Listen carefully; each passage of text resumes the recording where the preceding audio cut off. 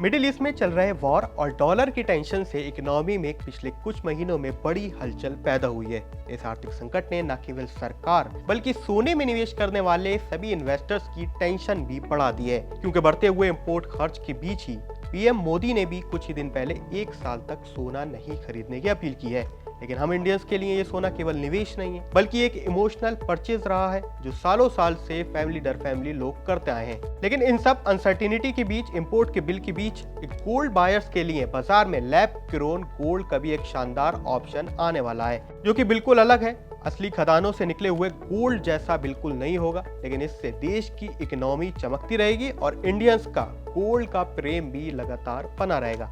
तो आइए इस वीडियो में समझते हैं क्या है लैब ग्रोन डायमंड्स के बाद लैब ग्रोन गोल्ड का खेल। क्या ये हमारी इकोनॉमी को बचा सकते हैं? क्या इंडिया में लैब ग्रोन गोल्ड को पसंद किया जाएगा? और क्या लैब ग्रोन गोल्ड से भारत इंपोर्ट से बढ़कर एक्सपोर्ट पावर हाउस बन सकता है, जैसा कि हमने लैब ग्रोन डायमंड्स में किया था? तो सबसे पहले इसका नेचर जानते हैं, आखिर ये होते क्या है, आखिर लैब ग्रोन गोल्ड होता क्या है। तो इसके नेचर की बात करें तो ये बिल्कुल असली सोने के तरह इसके केमिकल और फिजिकल गुण 100% लगभग माइनिंग किए हुए गोल्ड के समान होते हैं, लेकिन इसे खदानों से खोदकर निकालने के बजाय आधुनिक लैब में सस्टेनेबल तरीके से तैयार किया जाता है। और अगर भारत बड़े पैमाने पर इस तकनीक को अपनाता है तो हम विदेश पर यानी विदेशी दूसरे देशों से जहां पर हम इंपोर्ट करते हैं उस पर निर्भरता सीधे तौर पर कम कर सकते हैं। इससे होगा कि हमारा फॉरेन एक्सचेंज रिजर्व भी बचेगा, इंपोर्ट बिल आधा हो सकता है और हमारा रुपए भी लॉन्ग टर्म के लिए मजबूत रहेगा। ये देश के लिए एक बहुत बड़ी आर्थिक ताकत हो सकती है।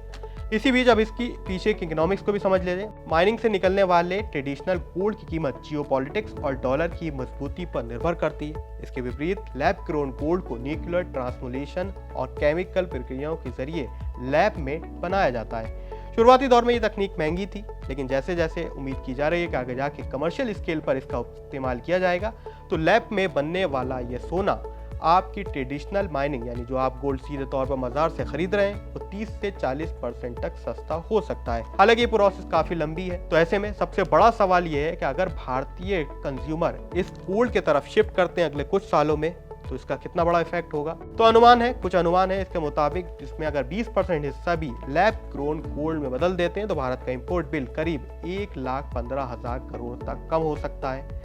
हालांकि ये प्रोसेस काफ़ी मुश्किल है, इसमें बहुत टाइम लगेगा, इंफ्रा में काफ़ी डेवलपमेंट किया जाएगा, उसके बाद ही ये कंडीशन कुछ हद तक पार होती हुई नजर आती है। अब दूसरा सबसे अहम सवाल है, क्या इसको असल में यहाँ के कंज्यूमर यानी कस्टमर्स जिनको ज्वेलरी काफ़ी पसंद है, जिनको गोल्ड में लगातार इन्वेस्ट करते हैं, उन्हें ये पसंद भी आएगा? फिलहाल तो लैब में बना हुआ गोल्ड मार्केट में कमर्शियली अवेलेबल नहीं है, ये सेल के लिए अभी भी नहीं आया है। फिलहाल इसकी तुलना लैब ग्रोन डायमंड से की जा सकती है। अगर आप लैब ग्रोन डायमंड्स के आंकड़ों को देखें तो फाइनेंशियल ईयर 2025-26 में भारत के इतिहास में पहली बार एक बड़ा बदलाव देखने को मिला था। भारत से एक्सपोर्ट होने वाले ये पेरिस लैब ग्रोन डायमंड्स की मात्रा 18.8 मिलियन कैरेट तक पहुंच गई थी, जिससे नेचुरल डायमंड 16 मिलियन कैरेट को भी पीछे छोड़ दिया था। यानी नेचुरल डायमंड से ज्यादा भारत ने पिछले साल लैब ग्रोन डायमंड्स को एक्सपोर्ट किया था। अकेले सूरत की बात कर लेते हैं जो 90% डायमंड्स को तराशता है। यहाँ पर लैब ग्रोन डायमंड्स का ग्लोबल हब बन चुका है।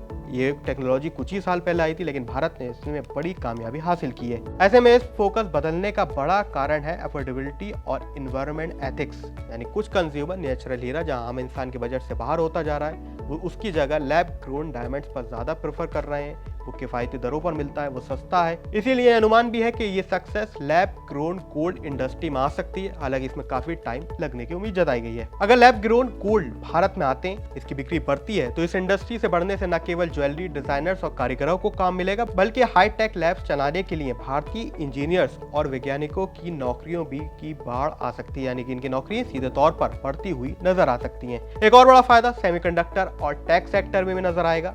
लैब में बनने वाले हीरो के लिए जिस कार्बन और प्लाज्मा टेक्नोलॉजी का इस्तेमाल किया जाता है, वही टेक्निक आगे चलकर सेमीकंडक्टर, सुपर कंप्यूटर और स्पेस इंडस्ट्री में भी काम आ सकती है। यानी ज्वेलरी के बहाने भारत डीप टेक में सीधे तौर पर आत्मनिर्भर यानी सेल्फ रिलायंट बनता हुआ नजर आएगा।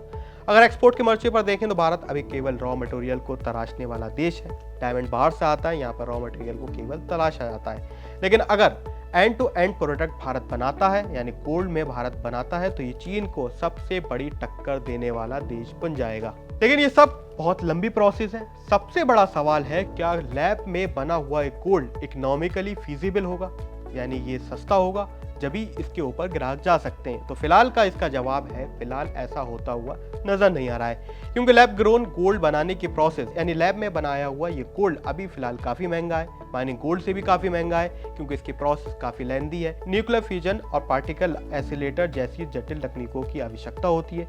इसमें थोड़ी सी मात्रा बनाने में भी करोड़ों रुपए खर्च करना पड़ते हैं। लेकिन अगर फ्यूचर में ये टेक्निक बदलती है यानी इसके कॉस्ट एफिशिएंट तरीके आते हैं तो लागत कम हो सकती है। ये पर्यावरण के लिए भी बेहतर होगा, क्योंकि खनन से होने वाले नुकसान कम होगा। इलेक्ट्रॉनिक, मेडिकल और स्पेस इंडस्ट्री में इसकी मांग बढ़ सकती है। अगर ऐसा होता है तो भारत के लिए रॉ मटेरियल भी बनाना भारत में आसान होगा। ओवरऑल देखें तो अभी लैब ग्रोन गोल्ड एक साइंटिफिक अचीवमेंट जरूर है, लेकिन आम बाजार से ये सस्ते विकल्प के तौर पर यानी जो ट्रेडिशनल आप गोल्ड खरीदते हैं उसके मुकाबले अभी भी थोड़ा मुश्किल नजर आ रहा है। इसलिए प्रोसेस काफ़ी लंबी है। लेकिन अगर भारत ये अचीव कर लेता है तो हमारा 6-7 लाख करोड़ का जो बिल है वो कुछ हद तक बेहद कम हो सकता है, अगर बड़े तौर पर लैब ग्रोन गोल्ड को लोग पसंद करते हैं। तो क्या आपने भी इससे पहले कभी लैब में बना हुआ गोल्ड के बारे में सुना था? अगर ऐसा गोल्ड मार्केट में आता है तो क्या आप इसको खरीदने वाले हैं? हमें कमेंट सेक्शन में जरूर लिखें।